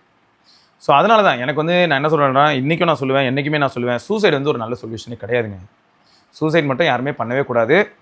முடிஞ்ச அளவுக்கு சூசைடை தவிர்க்கிறதுக்கு என்னெல்லாம் பண்ண முடியும்னு கூட நான் சொல்கிறேன். இப்போ உங்கள் ஃப்ரெண்ட் வந்து மாரலாக ரொம்ப லோவாக ஃபீல் பண்ணுறாங்க அப்படின்னா, அவங்க கூட நீங்கள் கொஞ்சம் டைம் ஸ்பெண்ட் பண்ணி கூல் பண்ணி விட்டிங்கனாலே சூசைட், இப்போ அவங்களுக்கு தாட்ஸ் வந்து 70% இருக்குது அப்படின்னா நீங்களே ஒரு 30 to 40% எராடிகேட் பண்ணிட முடியும், அழிச்சு விட்ற முடியும். டேய் நீ வேறடா, என்னடா இதெல்லாம் ஒரு மேட்டரடா படா அப்படின்னு. எவ்வளோ எங்கள் சர்க்கிளில், என் ஃப்ரெண்ட் சர்க்கிளில் கூட நிறைய பேர் ஃபெயிலியர்லாம் பார்த்துருக்காங்க. ரொம்ப பெயின்ஃபுல்லான ஃபெயிலியர்ஸ்குள்ளெல்லாம் போயிருக்காங்க. மேரேஜுக்கு அப்புறம் கூட ஏகப்பட்ட பிரச்சனைகள்லாம் அவங்க ஃபேஸ் பண்ணியிருக்காங்க. அந்த மாதிரியான பிரச்சனைகள்லாம் ஃபேஸ் பண்ண ஒரு சில ஃப்ரெண்ட்ஸ் எல்லாம் நான் பார்த்துருக்கேன். அந்த ப்ராப்ளம் எல்லாம் நான் அதை பற்றி கேட்கும்போது அவன் வந்து இப்போ ஃபீல் பண்ணி பேசுகிறான். அதை காது கொடுத்து கேட்க யாராவது இருக்காங்களான்னு தான் பார்க்குறானே தவிர நம்ம போய் ஒன்றுத்தையும் கொடுக்க முடியாது, அது வேறு விஷயம். பட் காது கொடுத்து கேட்க ஒரு நண்பர் இருக்கானு அவன் எதிர்பார்ப்பான். அந்த நேரத்தில் வந்துட்டு ஓப்பனாக சொல்கிறேன், அட்லீஸ்ட் அந்த ஃபோன் கால் அட்டன் பண்ணிட்டு அப்படியேடா சரி விட்றா கண்டுக்காதரா நீங்கள் ரொம்ப இன்வால்வ் ஆனோன்னு கூட இல்லைங்க, அட்லீஸ்ட் ஒரு இதை சொன்னீங்கன்னா கூட உங்களுக்கு எப்படி இருக்கும்னா, எனக்கு ஒரு ப்ராப்ளமே அதை காது கொடுத்து கேட்க என் ஃப்ரெண்டாக இருக்கான். ஸோ எப்பயுமே நெகட்டிவான தாட்ஸ் வந்து எல்லாருக்குள்ளேயும் வருங்க, எல்லாருக்கும் வரும். எனக்கு வந்திருக்கான்னு கேட்டிங்கன்னா ரொம்ப ரேரு. நம்ம கொஞ்சம் கோளாறான ஆள் தான் போல். ஸோ அவ்வளோ ஈஸியாக நெகட்டிவ் தாட்ஸ் வராது. அதே மாதிரி வந்து பார்த்தீங்கன்னா ரொம்ப யோசிப்பேன், எது பண்ணுறதா இருந்தாலும் ரொம்ப ரொம்ப திங்க் பண்ணி தான் அதை பண்ணுவேன். அவசரப்பட்டு எதையுமே டக்கு இது பண்ணிடலாமா அதை பண்ணிடலாமா அப்படிலாம் பண்ண மாட்டேன். ஸோ ரொம்ப நிதானமாக ரொம்ப ஸ்லோவாக தான் இருக்கும். என்னை பொறுத்த வரைக்கும் நான் பார்த்த வரைக்கும் எனக்கு என்ன தோணுச்சுன்னா, ரொம்ப slow and steady progress is more than enough. அக்ரெசிவாக எதையும் புஷ் பண்ணணும்னு அவசியமே கிடையாது. ரொம்ப பொறுமையாக போனாலே போதும். இமயம் தான் இமயம் உச்சம். நம்ம இங்கே பாருங்களேன், எவ்வளோ உச்சத்தை அடையணும் அந்த மாதிரி நம்ம நிறையா தாட்ஸ் நம்மளுக்குள்ளே இருக்கலாம். பட் எது உச்சம் அப்படிங்கிறது நம்ம கையில் தான் இருக்குது. நாம் நினைக்கிறது தான் உச்சம். எனக்கு வந்து நான் இப்போது ஒரு லெவலில் இருக்கேன் அப்படின்னு வைங்களேன், இது எனக்கு போதும் அப்படின்னு நான் முடிவு பண்ணிட்டேன்னா எனக்கு எப்படி இருக்குன்னு பாருங்களேன் மைண்ட் செட்டு. ஸோ என்றைக்குமே வந்து நம்ம இதை பற்றி நிறைய தடவை பேசிட்டோம். போதும் அப்படின்னு நினைக்கும் போது, சில விஷயங்கள் வந்து போதும் அப்படின்னு நினைக்கும் போது ஒரு நம்மளே அறியாமல் ஒரு சின்ன கம்ஃபர்ட் கிடைக்கும். பட் அந்த இடத்துல என்ன ஆகிடும்னா நீங்கள் அங்கேயே ஸ்டாக்னெண்ட் ஆக வாய்ப்பு இருக்குது. பட் அதை தாண்டி நீங்கள் போகணும் அப்படின்னு நினைக்கும் போது நான் என்ன சொல்கிறேன், அதை தாண்டி நீங்கள் போகணும் தான். எல்லாருமே நீங்கள் லைஃப்பில் வந்து ரொம்ப நல்ல இடத்துக்கு போகணும், நீங்கள் ரொம்ப நல்லா இருக்கணும் அப்படிங்கிறது தான் எனக்கும் ஆசை தான். அதை நீங்கள் கிராஜுவலாக பண்ணும்போது என்ன ஆகும்னு பார்த்தீங்கன்னா, ஸ்ட்ரெஸ் வராது, இல்லாட்டி ப்ரெஷர் வராது. பட் நம்ம ரொம்ப அக்ரெசிவாக ரொம்ப ஃபாஸ்ட்டாக ஷார்ட் கட்ஸ் கண்டுபிடிக்கிறேன் அப்படிலாம் சொல்லிட்டு லைஃப்பில் இருக்கக்கூடிய சக்ஸஸ்க்கே ஷார்ட் கட்லாம் கண்டுபிடிச்சா அது என்ன ஆகிடும்னு பார்த்தீங்கன்னா, சில சமயங்களில் டக்குன்னு ஒரு சக்ஸஸை கொடுத்துட்டு அங்கேருந்து நெக்ஸ்ட் லெவலுக்கு கூட்டு போகாது, திடீர்னு பார்த்தா கீழே எங்கேயாவது இழுத்துட்டு போயிடும். ஸோ அதனால் கொஞ்சம் எல்லாமே ரொம்ப கால்குலேட்டிவான ஒரு விஷயந்தான். ரொம்ப எப்படி சொல்கிறது, கான்ஷியஸாக ரொம்ப பொறுமையாக நிதானமாக ஒரு சில முடிவுகள் எடுக்கணும். அண்ட் முடிஞ்ச அளவுக்கு அதுக்கு தான் நான் சொல்கிறேன். இப்போ ஃபோன் வந்ததுக்கப்புறம் என்ன ஆகுதுன்னு பார்த்தீங்கன்னா, 20 ஷார்ட்ஸ் பார்த்தா 20 நிமிஷம் போதுங்க. ஒரு 10 நிமிஷம் இந்த மாதிரி கொஞ்சம் மனதளவில் கொஞ்சம் வருத்தமாக இருக்கக்கூடிய ஒரு சில ஃப்ரெண்ட்ஸுக்கு நம்ம காது கொடுக்குறோன்னு வைங்களேன். காது கொடுக்குறோன்னா என்ன, நீங்கள் இந்த பக்கம் கேம் கூட ஆடுங்க, இந்த பக்கம் கேம் ஆடுங்க, சப்வே சர்ஃபேஸ் ஆடுங்க, இல்லாட்டி வேறு ஏதாவது கேம் ஜிடிஏ ஆடுங்க, ஏதோ ஒன்று ஆடுங்க. ஆனால் அந்த ஃப்ரெண்டுக்கு நீங்கள் ஒரு 10 நிமிஷம் காது கொடுத்தீங்கன்னு வைங்களேன், அதுக்காக கேமை சத்தமாக ஆடிக்கிட்டு இருக்காதிங்க. அவனுக்கும் ஒரு மாதிரி தான் இருக்கும். சரியா? ஃபேக்ட் தானுங்க, சைக்காலஜிக்கலாக யோசிப்போம். அவனுக்கு எப்படி இருக்கும், இப்போ நீங்கள் அவன்கிட்ட பேசுகிறீங்க, அவனுக்கு வந்து கஷ்டமாக இருக்குது, அவன் வந்து என் மனசில் ஒரு கஷ்டம் இருக்குது, அந்த கஷ்டத்தை யார்கிட்டயோ கொட்டிட்டா நான் கொஞ்சம் நிம்மதியாக இருப்பேன் அப்படின்னு நினைக்கிறான். எவ்வளோ பெரிய விஷயங்க. ஸோ அதுக்கு வந்து நம்ம தான் ஃப்ரெண்ட்ஸ்குள்ளார நம்ம தான் இந்த மாதிரியான ஒரு சில ஏரியாலலாம் நம்ம நண்பர்களை நம்ம தான் காப்பாற்றணும். சில பேர் வந்து எப்போ நம்ம சூசைட் பண்ணுறாங்க, என் சர்க்கிள்லேயே நிறைய பேர் சூசைட் பண்ணியிருக்காங்க. லோன்லியாக ஃபீல் பண்ணும்போது சூசைட் பண்ணிடுறாங்க. லோன்லியாக ஃபீல் பண்ணும்போது கண்டிப்பாக சூசைட் பண்ணிடுறாங்க. என்னோட ஃப்ரெண்ட் வந்து பார்த்தீங்கன்னா என் காலேஜ் மேட்டு சமக்கடியாக இருக்குது, என்ன பண்ணி தொலைகிறது. என் காலேஜுக்குன்னு ஒரு குரூப் இருக்குங்க, அது ஒரு செத்து போன வாட்ஸ்அப் குரூப்பு. எப்பயாவது நான் தான் போய்ட்டு அங்கே ஏதாவது ஒரு மெசேஜை போடுவேன். நான் தான் ஏதாவது ஒரு ட்வீட் வந்து ஏதாவது ஒரு நாஸ்டாலஜிக் ட்வீட் ஏதாவது நானே போட்டிருந்தேன், அந்த ட்வீட்டை கொண்டு போய் அங்கே போடுவேன். இந்த மாதிரி ஏதாவது ஒரு சில விஷயங்கள் நான் தான் அங்கே போய் போடுற மாதிரி இருக்குது. எனக்கு எப்படி இருக்கும்னா, குரூப்பில் 30 பேர் இருக்கீங்க, என்ன மயிர்கடா இருக்கீங்க அப்படின்னு கேட்குற மாதிரி தான் இருக்கும். நான் போயிட்டு அப்பப்போ வந்து நான் ஏதாவது மெசேஜ் போடுறேன், மாதம் 2 தடவை 3 தடவை நான் மெசேஜ் போடுறேன்னா எனக்கு அப்போ எப்படி ஃபீல் ஆகும்னு யோசிச்சு பாருங்களேன். எல்லாரும் அவ்வளோ பிஸியாக இருக்காங்க, வாழ்க்கை வந்து அவ்வளோ பிஸியாக போயிட்டு இருக்கு போல எல்லாருக்கும். ஆனால் மனசாட்சியை தொட்டு சொல்லணும், அவனுங்க எல்லார்கிட்டே கேட்கணும், மனசாட்சியை தொட்டு சொல்லுங்கடா, யாருமே வந்து நீங்கள் ஷார்ட்ஸ் வீடியோ இதெல்லாம் எதுவுமே பார்க்கலையாடா, இல்லாட்டி வேறு எதுவும் தேவையில்லாத ஆணி ரீல்ஸ் எல்லாம் பிடுங்கலையாடா அப்படின்னு கேட்கணும்னு தோணும். ஆனால் இங்கே வந்துட்டு ஒரு நிமிஷம் வந்துட்டு டே குட் மார்னிங்டா, இல்லாட்டி ஏதோ ஒன்று நான் தொடர்ந்து அப்படி காலிலேருந்து சாயங்காலம் வரைக்கும் எல்லாருக்கும் ரிப்ளை பண்ணி நான் சொல்கிறேன். வந்து காலையில் ஒரு குட் மார்னிங் போட்டு போனால் கூட நல்லாயிருக்கும். ஆனால் யாரும் பண்ண மாட்டாங்க, அப்படி தான் இருக்குன்னு வைங்களேன். ஸோ இதுவே ஒரு பையன் தான். ஸோ அப்படி இருக்கும்போது எங்கள் கேங்கில் ஒரு பையன் வந்து என்ன பண்ணியிருக்கான், வீட்டில் இருக்க எல்லாருக்கூடையும் கொஞ்சம் மனஸ்தாபம். ஸோ அதனால் தனியாக இருந்தான். தனியாக இருக்கும்போது என்னாச்சுன்னா, தண்ணி அடிக்கிற பழக்கம், இந்த மாதிரியான ஒரு சில விஷயங்கள். தனியாக இருந்து டிப்ரெஷனில் இருக்கும்போது இந்த மாதிரி தண்ணி அடிச்சுக்கிட்டே இருந்தால் என்னங்க ஆகும், எவ்வளோ தான் அந்த இதயம் தாங்கும். ஒரு நாள் இறந்துட்டான், யாருக்கும் தெரியாது. இறந்துட்டான், அவன் தனியாக ரூம் எடுத்து தங்கியிருந்தனால இறந்துட்டான். அவன் இறந்தது யாருக்குமே தெரியாது. அவன் இறந்தது எப்போ தெரிஞ்சது அப்படின்னு பார்த்தீங்கன்னா, அவன் இறந்து போய் 6 டேஸ்க்கு அப்புறம் தான் தெரியுது. அதுவும் ஹவுஸ் ஓனர் கண்டுபிடிக்கிறாரு ஸ்மெல்னால. 6 டேஸ்க்கு அப்புறம். இதை கேள்விப்படும் போது எப்படி இருக்கும்னு யோசிச்சு பாருங்களேன். நம்ம இதை கேள்விப்படும் போது நமக்கு எப்படி இருக்கும். ஃபர்ஸ்ட் எடுத்ததுமே ஒரு சிலருக்கு என்ன தோணுன்னா, அவன் நம்ம காலேஜ் டேஸில் பார்த்துருப்போம், அதுக்கப்புறமா நம்ம அவங்ககிட்ட பேசியிருப்போம், அவன் வந்து ஒரு போல்டான பர்சனாக தான் நமக்கு தெரியுது. இதில் நிறைய கூத்து வேறு இருக்குது. நிறைய பேர் உங்களுக்கு வந்து பார்க்குறதுக்கு பயங்கர போல்டாக தெரியலாம், ஆனால் உள்ளுக்குள்ளே பார்த்தீங்கன்னா அவங்க அவ்வளோ சாஃப்டாக இருப்பாங்க. ஸோ நிறைய இருக்குது. சைக்காலஜிக்கெலாம் வந்து ஹியூமன்ஸ் அவ்வளோ ஈஸியாக எவாலுவேட்டே பண்ண முடியாதுங்க. இது ரொம்ப காம்ப்ளிகேட்டடான ஒரு ஏரியா. ஸோ போல்டாக இருக்கிற ஒருத்தன் வந்து இப்படி இறந்துட்டான் அப்படின்னு கேள்விப்படும் போது எனக்குலாம் ஃபஸ்ட்டு என் மைண்டில் என்ன தெரியுமா வருது, அவனை யாரா கொண்டா அப்படின்னு தான் தோணுது. அவனை யாராவது கொண்டிருப்பாங்களா, எதுக்காவது ஒரு விஷயத்துக்காக எதுக்காக ரீசனுக்காக கொண்டிருப்பாங்களா, தனியாக வேறு இருந்திருக்கானே எதாவது கொண்டிருப்பாங்களா, இப்படி தாங்க தோணுச்சு. அப்புறம் போஸ்ட்மார்ட்டம்லாம் பண்ணி அவங்க என்ன சொன்னாங்கன்னா, கார்டியாக் அரெஸ்ட்டு, அதான் ஹார்ட் அட்டாக்கோ கார்டியாக் அரெஸ்ட், சரியா, ஹார்ட் ஃபங்க்ஷன் பண்ணல, அதனால தான் இறந்தான் அப்படிங்கிறத ஃபைனலைஸ் பண்ணுறாங்க. பட் அவன் வந்து குடிச்சிருக்கான், அந்த டைமில் குடிச்சிருக்கான், சரியா. ஸோ அப்போ பாருங்களேன், நான் காலேஜில் பார்க்கும்போதும் சரி, காலேஜ் முடிச்சதுக்கப்புறம் அவனை பார்க்கும்போதும் சரி, அவனோட வே ஆஃப் பீயிங்கை வந்து பார்க்கும்போது எப்படி இருக்கும்னா, செம போல்டு பர்சன்டா, இவன் ஏன்டா பயப்பட போகிறான், சே இவன் எதுக்குமே அசர மாட்டான்டா அப்படி தான் தோணும். ஆனால் அவன் பார்த்தீங்கன்னா இந்த மாதிரி தனியாக இருந்துட்டு ஒரு மாதிரி லோன்லினஸில் ஒரு டிப்ரெஷனில் குடிச்சு அப்படி இப்படி இருந்து செத்து போயிட்டான். இதே மாதிரி ஒரு சிலர் சூசைட்லாம் பண்ணியிருக்காங்க. அதெல்லாம் பார்க்கும்போது என்னங்க சொல்கிறது, ஒரு சிலர்லாம் வந்து எப்படின்னா, ஏ சும்மா போய் சொல்லாது, நேற்று சாயங்காலம் தானே எனக்கு பேசினா, அவ்வளோ நார்மலாக தானே இருந்தான்னு பார்த்தா அடுத்த நாள் காலையில் அவங்க சூசைட் பண்ணியிருப்பாங்க. ஏன்னா நம்மக்கிட்ட அவங்க காட்டுற ஃபேஸ் வேறுங்க, ஆனால் அவங்க பர்சனலாக வந்து என்ன மாதிரியான ஒரு நிலைமைக்குள்ளே இருக்காங்கன்னு நமக்கு தெரியாது. ஸோ ஃப்ரெண்ட்ஸுக்கு நம்ம எப்பயுமே ஒரு சின்ன ஒரு கம்ஃபர்ட் ஜோன் கொடுத்தோம்னா, அவங்களுக்குள்ளே இருக்கக்கூடிய அந்த பிரச்சனையை வந்து நம்மகிட்ட கொட்டிட்டாங்கன்னு வைங்களேன், சிலருக்கு வந்து பார்த்திங்கன்னா அந்த மனசில் இருக்க பாரம் குறைஞ்சிருச்சுன்னு சொல்லுவாங்க. ஸோ இதெல்லாமே நம்ம பண்ணுறது வந்து ஒரு வகையில் நல்லதுன்னு தோணுது. முடிஞ்சால் பண்ணுவோமே, முடிஞ்ச அளவுக்கு பண்ணுவோமே. சில சமயங்களில் பண்ணலாம் எனக்கு தெரிஞ்சு. நீங்கள் சீரியஸாகவே ரொம்ப பிஸியாக இருந்தீங்கன்னா கஷ்டம் தான், எனக்கு புரியுது. கொஞ்சம் டைம் இருக்குது அப்படின்னும் போது ஒன்றும் இல்லைங்க, வீக்கெண்டானால் ஃப்ரெண்ட்ஸை மீட் பண்ணாலே செம்மையாக இருக்குங்க. தனியாக வந்து இதுக்குள்ளே க்ளோஸ் ஃப்ரெண்ட்ஸை மீட் பண்ணுறோன்னு வைங்களேன், ஒரு 4-5 பேர் ஒன்றா சேர்ந்து பேச ஆரம்பித்தாலே அது வேறு லெவலில் இருக்கும். நிறைய ப்ராப்ளம்ஸ்க்கு சொல்யூஷனும் கிடைக்கும், கோளாறான யாரும் அந்த கேங்கில் இல்லாத வரைக்கும். ரைட்டு. ஸோ ஆக மொத்தம் சூசைட் வந்து ஒரு சொல்யூஷனே கிடையாதுங்க. சூசைட் எப்பயுமே அது ஒரு சொல்யூஷன் இல்லை. சூசைட் வந்து என்ன பண்ணோன்னா, ஒரு அப்பா சூசைட் பண்ணிக்கிட்டாருன்னா கிட்ஸோட லைஃப் வந்து பெரிய கொஸ்டின் மார்க். ஒரு வளர்ந்து ஒரு வாலிபன், ஒரு யூத் சூசைட் பண்ணிக்கிட்டான்னா அப்பா அம்மாவோட அடுத்து அவங்க எப்படியா இருந்தாலும் இந்த பசங்களுக்கு முன்னாடி அவங்க இறந்து தான் போகணும். ஆனால் அவங்களுக்கு எப்படி இருக்குன்னா, ரெஸ்ட் ஆஃப் த லைஃப் வந்து பீஸ்ஃபுல்லான ஒரு லைஃபாகவே இருக்காது. இந்த தண்டனை வந்து யாரும் உங்கள் அப்பா அம்மாவுக்கு கொடுக்கக்கூடாது. இதை வந்து நீங்கள் தான் பரப்பணும். டேய் என்னடா நீங்கள் இதெல்லாம் ஒரு மேட்ராடா ப்ரோ, நான் சீரியஸாக சொல்கிறேன் ப்ரோ. இப்போது நான் இன்ஜினியரிங் முடித்தேன் ப்ரோ, அதுக்கப்புறம் நான் வந்து டிஸ்டன்ஸ் எஜுகேஷனில் MBAவும் முடித்தேங்க. அதெல்லாம் ரியல் லைஃப்பில் வந்து பார்த்திங்கன்னா ஒரு குவாலிஃபிகேஷன் மாதிரி, சரியா. அதுலேருந்து ஒரு சில விஷயங்கள் நம்ம கற்றுக்கிட்டோம், எதுவுமே வேஸ்ட்டுன்னு கிடையாது. பட் லைஃப்பில் நம்ம எந்த பாத்தை சூஸ் பண்ணி எப்படி நம்ம போகிறோம் அப்படிங்கிறதுக்கு அது மட்டுமே உறுதுணையாக இருக்குமான்னு கேட்டால் இல்லைன்னு தான் நான் சொல்லுவேன். ஸோ அப்படி இருக்கும்போது அப்போ பாருங்களேன், ஸ்கூலே படிக்கல அப்படின்னாலும் கூட இப்போ ஒரு சில விஷயங்கள் நம்மளால் பண்ண முடியும், நல்லதே பண்ண முடியும். என்ன இப்போது ஐடியில் ஒருத்தன் வந்து பார்த்தீங்கன்னா 2 லட்சம் மாதம் சம்பாதிக்கிறான்னா நம்மளால் 20,000 ரூபா தான் சம்பாதிக்க முடியுதுன்னா, கம்பேரிசன் இஸ் நெவர், கம்பேரிசன் வேணவே வேணாம், என்றைக்குமே கம்பேர் மட்டும் பண்ணவே கூடாது. இப்போ ஓப்பனாக சொல்லுங்களேன், நம்ம ஒரு யூடியூப் சேனல் அப்படிங்கிற ஒரு விஷயத்தை வச்சு இந்த மாதிரியான வீடியோ போட்டுட்ருக்கோம் அப்படின்னு வைங்க. இப்போ நான் சக யூடியூப் சேனல்ஸ் எல்லாத்தையுமே நான் கம்பேர் பண்ண ஆரம்பிச்சிருந்தேன்னா என்னோட மைண்ட் செட் எப்படி இருந்திருக்கும்னு யோசிச்சு பாருங்களேன். வேறு ஒரு சில யூடியூப் சேனல் இப்போ டெக்ஸடையர் இருக்குது, நான் அதை கம்பேர் பண்ணுறேன். சரி என்னடா இவன் நம்ம ஷார்ட்ஸ் வீடியோ போடும்போது தான் இவனும் போட ஆரம்பித்தான். நம்ம ஆனால் எவ்வளோ ஷார்ட்ஸ் போட்டிருப்போம். ப்ராக்டிக்கலாக சொல்கிறேங்க, இது எல்லாமே உண்மை தான். நம்ம வந்து ஷார்ட்ஸ் வீடியோ எவ்வளோ போட்டிருப்போம்னு பார்த்தீங்கன்னா 2021 2022 டைம்லலாம் டெக்ஸடையரில் நம்மளால் சீதாராமன் போடுறத விட நம்மளதில் வந்து என்ன ஆகுனா எல்லா நியூஸையுமே நான் ஷார்ட்ஸாக போட்டிருப்பேன். நம்மளால் 2-3 ஷார்ட்ஸ் ஒரு நாளைக்கு போட்டால் நான் வந்து ஒரு நாளைக்கு 10 ஷார்ட்ஸ் 8 ஷார்ட்ஸ்லாம் போட்டிருந்தேன். நம்ம சேனலில் 4000 வீடியோ இருக்கிறதுக்கு இதுவும் ஒரு காரணம் தான். என்னென்னு பார்த்தீங்கன்னா ஷார்ட்ஸ் வீடியோவே நான் 1000-2000 கிட்ட போட்டேன், 1000-1500 கிட்டையாவது போட்டிருப்பேன்.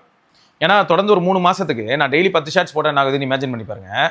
சொல்கிறேன், ஆன் ஆவரேஜ் 8 ஷார்ட்ஸ்னு வச்சா கூட 10 நாளைக்கு 8 ஷார்ட்னாலே என்ன ஆகுது, 80 வீடியோ. அப்போது ஒரு மாதத்துக்கு 240 வீடியோ தொடர்ந்து 3 மாதத்துக்கு போட்டால் முடிஞ்சு போச்சு. ஸோ இந்த மாதிரிலாம் நடந்துச்சு. நான் அந்தளவுக்கு அதிகமாக வீடியோஸ் புஷ் பண்ணேன். அதுக்காக நான் இந்த வீடியோ புஷ் பண்ணேன். இப்போ அவங்களாம் வந்து பார்த்தீங்கன்னா அவங்களோட சேனலோட நம்பர்ஸ்லாம் இன்க்ரீஸ் ஆகிடுச்சுங்கிறத நான் ஒரு டிப்ரெஷன் எடுத்துக்கிட்டு நம்மளுக்கு வரலையே, நம்ம சேனல் நம்பர்ஸ் இன்க்ரீஸே ஆக மாட்டேங்குதே, சரி என்ன பண்ணாலும் வர மாட்டேங்குது, என்ன பண்ண இப்படி யோசிச்சுட்டு இருந்தால் ஒன்றுமே நடக்காதுங்க. எனக்குன்னு என்ன விஷன், நான் என்ன யோசிக்கிறேன், நான் யார், நான் எதுக்காக இங்கே இருக்கேன், இந்த பிளேஸில் இந்த ஸ்பேஸில் நான் என்ன பண்ணுறேன், இதில் ஒரு கிளாரிட்டி இருந்ததுன்னு வைங்களேன், அந்த நம்பர்ஸ் வந்து என்ன ஷேக் பண்ண முடியாது. அதே மாதிரி அவங்க ஒரு ரெவன்யூ பண்ணலாம், மற்ற சேனல்ஸ் அவங்க ரெவன்யூ பண்ணலாம், எவ்வளவோ ரெவன்யூ பண்ணலாம். அதுக்காக அவங்க வந்து அந்த ரெவன்யூ பண்ணுறதை நான் தப்பும் சொல்ல முடியாது. அது அவங்களுக்கு இன்ட்ரெஸ்ட் இருக்குது, அந்த மாதிரி ரெவன்யூ பண்ணணும்னு அவங்க யோசிக்கிறாங்க, அவங்க பண்ணுறாங்க. நமக்கு எப்படி அப்படின்னு யோசிக்கும் போது நமக்கு என்ன தோணுதுன்னா, நம்ம வந்து காலேஜ் டேஸ்லேயும் சரி, யூபிஎஸ்சி எக்ஸாம் ப்ரிப்பேர் பண்ணும்போதும் சரி, ரொம்பவே நம்ம வந்து கம்யூனிட்டி ட்ரிவனாக தான் இருந்திருக்கோம். யூபிஎஸ்சி எக்ஸாம்லேயே நான் என்ன சொன்னேன், நாங்களாம் ஒன்றா சேர்ந்து உட்காந்து படிப்போம். அப்போ என்ன ஆகுதுன்னா, நான் வந்து இப்போ ஜாகிரஃபியும் ஹிஸ்ட்ரி இதெல்லாம் நான் படிச்சிருக்கேன் அப்படின்னா, எல்லா சிலபஸில் இருக்கக்கூடிய அதாவது எல்லா போர்ஷன் அது என்னெல்லாம் இருக்கோ எக்ஸாமுக்கு இருக்கக்கூடிய அந்த ஓவரால் போர்ஷன்ஸில் இருக்குது எல்லா டாபிக்ஸும் நான் வந்து எக்ஸ்பிளைன் பண்ணுவேன். ஸோ அப்போது என்கிட்ட ஒன்று தெரியும், எனக்கு ஒன்று தெரியும், அது வந்து ஒரு 20 பேருக்கு ஹெல்ப் பண்ண போகுது அப்படின்னா நான் அதை எக்ஸ்பிளைன் பண்ணுறேன். ஸோ அதே தான் நான் இப்போ இந்த இடத்துல பண்ணிகிட்டு இருக்கேன். என்னோட வே ஆஃப் பீயிங்கே இப்படி தான் அப்படிங்கிறத நான் ஐடென்டிஃபை பண்ணதுக்கப்புறமா கிட்டத்தட்ட பார்க்க போனால் எப்படி ஆகிடுச்சு அப்படின்னா, ஒரு டீச்சிங் மாதிரின்னு வச்சுக்கோங்களேன், ஒரு ஃப்ரெண்ட்லி டீச்சிங் மாதிரியான ஒரு விஷயமா ஆகிடுச்சு அப்படின்னும் போது அதே நான் ஃபாலோ பண்ணுறேன்.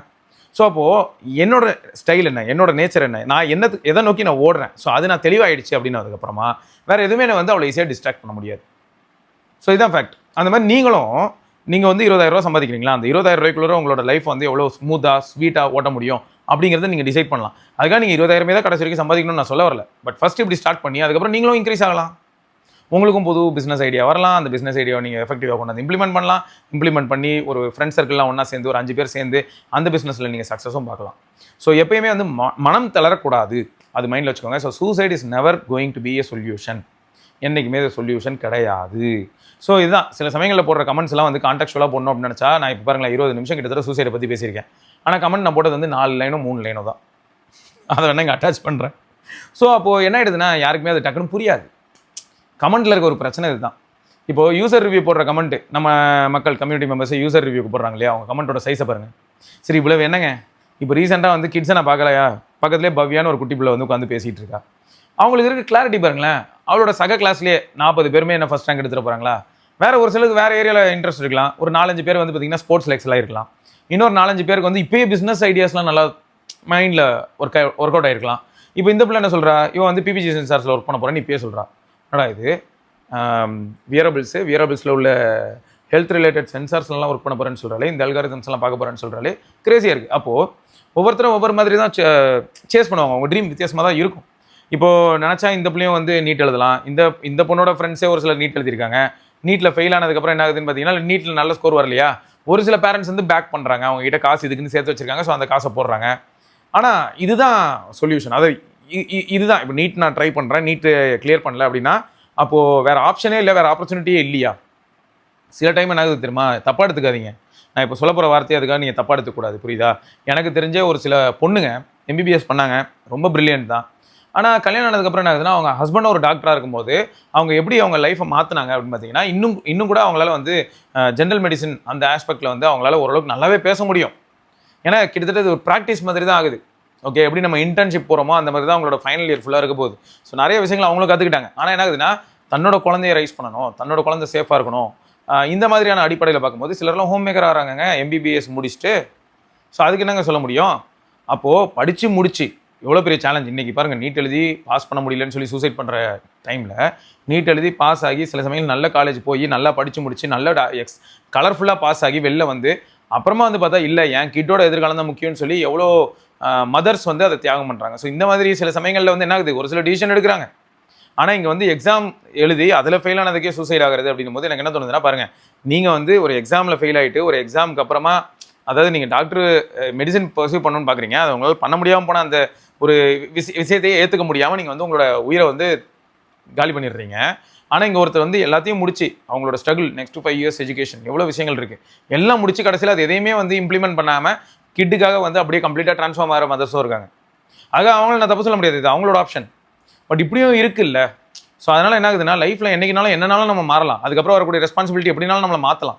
ஸோ அதனால் இந்த மாதிரி சின்ன சின்ன விஷயங்களுக்கோ இல்லாட்டி சில சமயங்களில் இதை நான் ஏன் சின்ன விஷயமா பார்க்குறேன் அப்படின்னு பார்த்தா, இந்த இடத்துல லைஃப் முடிய போகிறது இல்லை. 18 வயசில் லைஃப் முடிஞ்சிருமாங்க. அப்புறம் எதுக்குங்க நீங்களே மாடர்ன் டாக்டர்ஸ்லாம் life expectancy of average Indian is above 70 அப்படிலாம் ஏன் சொல்கிறீங்க? அப்படின்னு எவ்வளோ வருஷம் இருக்குது பாருங்க. அதுக்குள்ளார வந்து டகால்னு ஒரு சின்ன விஷயத்துக்காக உயிரை விட்டுற முடியுமா அப்படின்னு தான் எனக்கு கேட்க தோணுதுங்க. என்ன தைரியம் தான் நீ சின்ன விஷயம்னு சொல்லுவேன் அப்படின்னு நீங்கள் கேட்கலாம். ஆனால் எனக்கு அப்படி தான் தோணுது, இது எனக்கு தோணுது. ஸோ யாருமே வந்து எந்த ஒரு விஷயத்துக்காகவும், லவ்வாக இருக்கட்டும், லவ் ஃபெயிலியராக இருக்கட்டும், ஜாபில் ஏதோ பிரச்சனை, ஜாப் ஃபெயிலியராக இருக்கட்டும், ஆனால் ஒன்றுங்க, கடன் மட்டும் வாங்காதீங்க. இக்கட்டான நிலைமையாக இருந்தாலும் சரி, ஏதோ நம்மளால் முடிஞ்சது. எனக்கு சில சமயம் என்ன தோணுன்னா, இப்போ ஒரு ஃப்ரெண்ட் சர்க்கிள் ஏதோ ஒரு எமர்ஜென்சி, அதுக்காக எத்தனை பேருக்குங்க நம்ம கொடுக்க முடியும்? இப்போ ஃப்ரெண்டு ஏதோ ஒரு எமர்ஜென்சி அப்படின்னு வரான், ஒரு 2 லட்ச ரூபா இருக்கான்னு கேட்குறான். நம்மளால் முடிஞ்சது உண்மையை சொன்னால் ரிட்டன் காசு நீ ரிட்டன் தர வேணாம் வச்சுக்க அப்படின்னு சொல்லி ஒரு 5000 ரூபா கொடுக்க முடியும். என் நிலைமைக்கு என் சக்திக்கு நான் தான் இப்போதைக்கு பண்ண முடியும். ஸோ அப்படி இருக்கும்போது நம்ம வந்து 2 லட்ச ரூபாய் கொடுத்துட்டு அப்புறம் ஃப்ரெண்ட்ஷிப்பையும் இழக்க நான் விரும்பலை. இந்த மாதிரியான டிசிஷன் தான் நான் யோசிப்பேன். 2 லட்ச ரூபாய் கொடுத்துட்டு அப்புறம் அவன் கொடுக்க முடியாமல் அவன் திணறிக்கிட்டு இருப்பான். அது வந்து ஒரு மாதிரி இக்கட்டான நட்புக்குள்ளே இருக்கக்கூடிய விஷயத்தை வந்து குழப்பி விட்டு போயிடும், சொதப்பி விட்டுரும். மணி வந்து என்றைக்குமே பெரிய ப்ராப்ளம்ங்க. ஸோ இதையும் வந்து எல்லாருமே மைண்டில் வச்சுக்கணும். மணி வந்து ரொம்ப ஒஸ்ட்டான ஒரு விஷயம். ஸோ அதையும் மைண்டில் வச்சுக்கோங்க. ஸோ அதை மட்டுமே சேஸ் பண்ணிகிட்டு இருந்தாலும் லைஃப் வந்து ஸ்வீட்டாக இருக்காது. ஸோ எல்லாத்தையும் மைண்டில் வச்சுக்கோங்க. எவ்வளோத்தை தான் வச்சுக்கிறது, சும்மா ஏதாவது சொல்லிக்கிட்டு இருக்கான். அப்படி தான் எனக்கும் புரியுது, எனக்கும் அப்படி தாங்க இருக்குது. வயசாக வயசாக அப்படி தான் சொல்ல தோணுது. மணி இஸ் அல்டிமேட், சதுரங்க வேட்டையில் சொன்னது. ஆனால் என்னை பொறுத்த வரைக்கும் நம்ம லைஃபு கிடச்ச இந்த ஒரு தடவை அதான் அல்டிமேட்டு. அதை எவ்வளோக்குள்ள ஸ்வீட்டாக 4 பேருக்கு டிஸ்டர்பன்ஸ் இல்லாமல் என்ஜாய் பண்ணுங்கள். உங்களுக்கு பிடிச்சதை எதனாலும் நீங்கள் பண்ணலாம். நீங்கள் பண்ணக்கூடிய அந்த பிடிச்ச விஷயம் நம்மளை சார்ந்தவங்களையோ இல்லாட்டி சாராதவங்களையோ டிஸ்டர்ப் பண்ணாமல் இருந்ததுன்னா யூ ஆர் சச் ஜெம்முங்க. அவ்வளோதான்.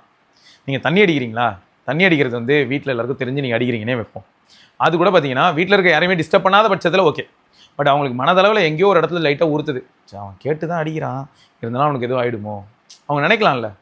அவன் கேட்டுட்டு தான் அடிக்கிறான், வெளில போய் எங்கேயோ அடிச்சுட்டு அப்புறம் ட்ரங்க் அண்ட் ட்ரைவ் இந்த மாதிரி பஞ்சாயத்துலாம் இல்லாமல் ஆக்சிடென்ட்லாம் ஆகாமல் வீட்டுக்குள்ளே தான் அமைதியாக உட்காந்து அடிக்கிறானே இருக்கட்டுமே. ஆனால் மனதளவில் எங்கேயோ ஒரு இடத்துல ஓரமாக அம்மாவுக்கோ இல்லாட்டி ஒய்ஃப்க்கோ யாருக்காவது தோணும், அக்காவுக்கோ தங்கச்சிக்கோ தம்பிக்கோ அண்ணனுக்கோ தோணும், இவனுக்கு எதாவது ஆகிடுமா, எதாவது ஆகிடுமா, குடிக்கிறனால எதாவது ஆகிடுமா, தோண தான் செய்யும். உங்கள் கண்ணு முன்னாடி அவங்க சிரிப்பாங்க, பரவாயில்ல விட்றா அப்படின்வாங்க. ஆனால் மனதளவில் என்ன தோணும், இது என்ன பெருமைப்படுற விஷயமா? நீங்கள் ஓப்பனாக சொல்லுங்களேன், இது என்ன பெருமைப்படுற விஷயமா? சூப்பராக மாஸ் பண்ணுவான்டா, நீ வர்றா 2 ஃபுல் அடிச்சாலும் கன்னு மாதிரி நிற்பான்டா. அது ஃப்ரெண்ட்ஸுக்குள்ளார ஜாலிக்காக ஒரு வயசு வரைக்கும் சொல்லலாம், எப்பயுமே இதையே சொல்லிட்டு சுற்றிக்கிட்டு இருக்க முடியுமா? ஸோ அதனால் எல்லாமே யோசிங்க, எல்லாத்தையுமே யோசிங்க ப்ளீஸ். ரைட்டு, சில சமயங்களில் பூமர் மாதிரி பேசுகிற மாதிரி தான் இருக்கும், அதை தப்பாக எடுத்துக்காதீங்க. சொல்லணும்னு தோணுது, எதுக்கு உள்ளுக்குள்ளேயே வச்சுக்கிட்டு சொல்லிவிடுவோம் அப்படின்னு தான் சொல்கிறேன். சில விஷயங்கள் அதே மாதிரி நீங்கள் எங்கேயாவது இன்டர்நெட்டில் பார்க்குறீங்கன்னா ரொம்ப ஆராய்ச்சி பார்க்கணும். நான் ஒன்று சொல்கிறேன்னா கூட நீங்கள் அதை ஆராய்ச்சி பார்க்கணும். இதை நீங்கள் உட்காந்து இன்னும் அதிகமாக ரிசர்ச் பண்ணணும். நீங்கள் பார்க்கக்கூடிய எல்லா விஷயமும் கண்ணால் காண்பதும் போய், காதால் கேட்பதும் போய், தீரா விசாரிப்பதும் போய் தான். இன்றைக்கி தீரா விசாரித்தாலும் பொய்யாக தான் இருக்குது. இன்டர்நெட்டில் கிடைக்கிற டேட்டா எல்லாமே அப்படி கரெக்டாக இருந்துருமா? காந்திக்கிட்டே போய் கேட்டாலே அவருக்கே நிறைய மறந்துடும், அப்படி தான் இருக்குது. ஸோ அதனால் ரொம்ப கேர்ஃபுல்லாக டீல் பண்ணணும். எதையுமே பார்த்துட்டு அதை அப்படியே கன்க்ளூட் பண்ணிட்டு இதுதான் இவ்வளோதான் இதுதான் நான் நம்புகிறேன், இப்படி தான் இருந்திருக்கும், இதுதான் பிரச்சனை, இதை தீர்த்துடலாம் அப்படின்னு சொல்லிட்டு டகால்னு அப்படியே போயிட்டு ஒன்றத்தை நம்பிட்டு அப்படியே டக்குன்னு இறங்கி சண்டை போட்டுக்கிட்டு இருக்கக்கூடாது. ரொம்ப நாசுக்காக ஹேண்டில் பண்ணணும். ஸோ ரொம்பவே ஹைலி காம்ப்ளிகேட்டடுங்க. ஸோ நீங்கள் அதனால தான் நான் திரும்பியும் சொல்கிறேன், சில விஷயங்கள் நீங்கள் பார்க்கும்போது அது வந்து ஒரு இஷ்யூவாக கண்ணு முன்னாடி தெரிகிற மாதிரி இருக்கும். நிஜமாவே அது வந்து எப்படிப்பட்ட ஒரு இஷ்யூன்னு சொல்லிட்டு நீங்கள் அனலைஸ் பண்ணணும். நிஜமாவே அது ஒரு இஷ்யூவா அப்படிங்கிறத நீங்கள் ரொம்பவே டீப்பாக அனலைஸ் பண்ணணும். சில சமயங்களில் நிஜமாவே ஒரு இஷ்யூ வந்து ரொம்ப பெரிய இஷ்யூ, ரொம்ப பெருசாக மாற வாய்ப்பு இருக்குது. இப்போ E20லாம் அந்த மாதிரி தான் கொஞ்சம் பெருசாக மாறதுக்கான வாய்ப்புகள் அதிகமாக தான் இருக்குது. எவ்வளோ பேருங்க இப்போ இன்னும் 2023க்கு அப்புறம் வாங்கின வண்டி தான் இந்தியா ஃபுல்லாக ஓடிக்கிட்டு இருக்கா? அப்போ எவ்வளோ பேருக்கு ப்ராப்ளம் இருக்கும்? E20 காம்பேட்டபிள் இல்லாத வண்டி வச்சிருக்க எவ்வளோ பேருக்கு எவ்வளோ பிரச்சனை இருக்கும்? ஸோ அப்போது இது வந்து ரொம்ப பெரிய ப்ராப்ளம். ஸோ இந்த பிரச்சனையை பற்றி எவ்வளோ பேர் வந்து கிளியராக வாய்ஸ் அவுட் பண்ணுறாங்க அப்படின்னு பார்த்தா இல்லையே. இதுலேயும் கோளாராக தான் வாய்ஸ் அவுட் ஆகுது. சரி, வாய்ஸ் அவுட் ஆகிற ஒரு சிலரும் பார்த்தீங்கன்னா யாராவது ரொம்ப கிளியர் ப்ராப்பர் டேட்டாவோட வந்தாங்கன்னா அவங்களும் சப்ரஸ் ஆகிடுறாங்க. அண்டு கேட்கக்கூடிய இடத்துல இருக்கக்கூடிய பெரிய பெரிய பவர்ஃபுல்லான ஆளுங்களும் யாரும் இது வரைக்கும் கேள்வி கேட்ட மாதிரி தெரியல. ஸோ இதெல்லாமே கோளாராக இருக்குல்ல. ஸோ அதனால தான் சொல்கிறேன், இந்த public space and media space, social media எல்லாமே வந்து ரொம்பவே ஹைலி காம்ப்ளிகேட்டட். அதில் இருக்கக்கூடிய டேட்டாவை பார்த்துட்டு அது பின்னாடி ஓடுனீங்கன்னா வாழ்க்கையை தொலைக்க நேரிடும். எனக்கும் சேர்த்தாங்க சொல்கிறேன், உங்களுக்கும் அதுக்காக தான் சொல்கிறேன். ஸோ ரொம்பவே கேர்ஃபுல்லாக இருக்கணும். சரியா? லைஃப் ஒரு வாட்டி தான் நண்பா அப்படின்னு சொல்லி பாட்டுலாம் இருக்கும். ஆனால் அந்த ஒரு வாட்டி நீங்கள் எப்படி வாழ போகிறீங்க அப்படிங்கிறது இருக்கு இல்லையா? ஸோ அதனால தான் சொல்கிறேன், யாருக்கும் முடிஞ்ச அளவுக்கு தீங்கு பண்ணாமல் எல்லாருமே இருக்க முயற்சி பண்ணால் எப்படி இருக்கும்னு இமேஜின் பண்ணி பாருங்களேன். வேறு லெவலில் இருக்கும். அப்படி இருக்க முடியும் ஆக்சுவலாக. உலகம் ஃபுல்லாக எல்லாராலையும் இருக்க முடியும். அதே மாதிரி தேவையில்லாத ஆடம்பரத்தை நோக்கி நம்ம ட்ராவல் பண்ணாமல் இருந்தோம்னாலே நிறைய பிரச்சனைகளை அவாய்ட் பண்ணலாம். பார்ப்போம். Money is ultimate and money is toxic. Tata.